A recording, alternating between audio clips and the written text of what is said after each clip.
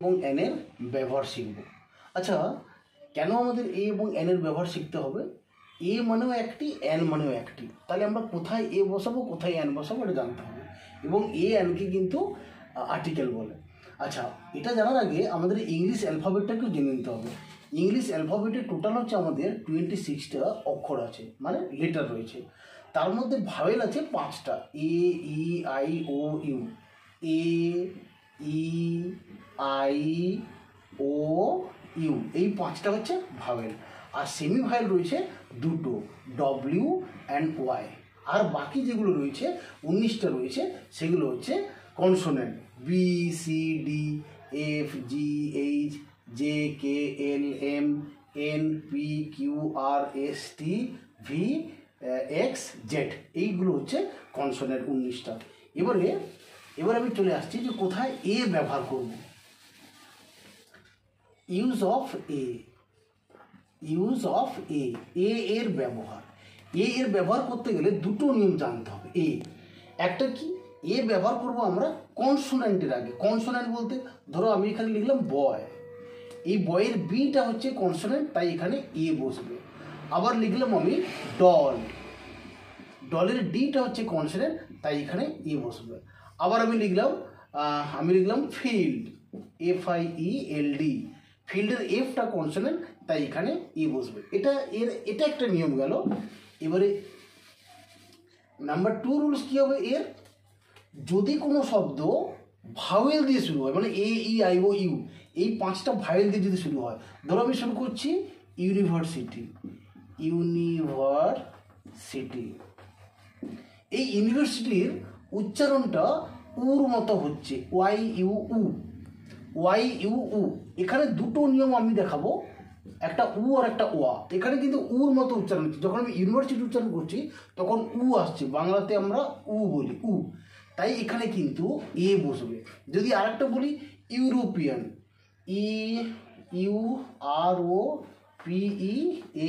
এই যে ইউরোপিয়ানের ইটা যখন উচ্চারণ করছি ইউরোপিয়ান, ইউ, এখানে ইউর মতো আসছে, তাই এখানে এ বসলো। এবারে ওয়াটা কোথায় বসবে, ধরো আমি লিখলাম এখানে ড্যাশ ওয়ান আইট ম্যান। এখানে ওটার উচ্চারণ দেখুন, এখানে ওটার উচ্চারণ হচ্ছে ওয়ার মতো, ওয়ান আইট, ওয়ান। এমনিতে নর্মালি যখন আমরা ওয়ানটা উচ্চারণ করব তখন ওয়ানের মতোই হচ্ছে। যখন আমি এখানে ওয়ান আইট বলবো, ওয়ান, তখন ওয়ার মতো আসছে, তাই এখানে কিন্তু এ বসবে, এটা গেল এর ব্যবহার গেল। এবার আমি অ্যানের ব্যবহারটা করাচ্ছি। অ্যানের 1 নম্বর কি আছে, ভাওয়েলের আগে অ্যান বসবে। যেমন আমি অরেঞ্জ করলাম, ORANGE, অরেঞ্জের এখানে ওটা লেখা আছে, ওটা হচ্ছে ভাওয়েল, তাই এখানে অ্যান বসবে। আমি লিখলাম এখানে আউল করলাম, আউলের ওটা হচ্ছে ভাওয়েল, তাই এখানে অ্যান বসবে। আমি এখানে ইগল করলাম, EAGLE, এখানে ইটা হচ্ছে ভাওয়েল, তাই এখানে অ্যান বসবে। আরেকটা নিয়মে আসছে কি, যদি কোনো শব্দ সেটা যদি কনসোনেন্ট দিয়ে শুরু হয় কিন্তু তার উচ্চারণ যদি ভাওয়েলের মতো হয়, তাহলে সেখানে কিন্তু অ্যান বসাবো। যেমন আমি এখানে দেখাচ্ছি, ধরো এখানে দেখাচ্ছি হচ্ছে অনেস্ট ম্যান।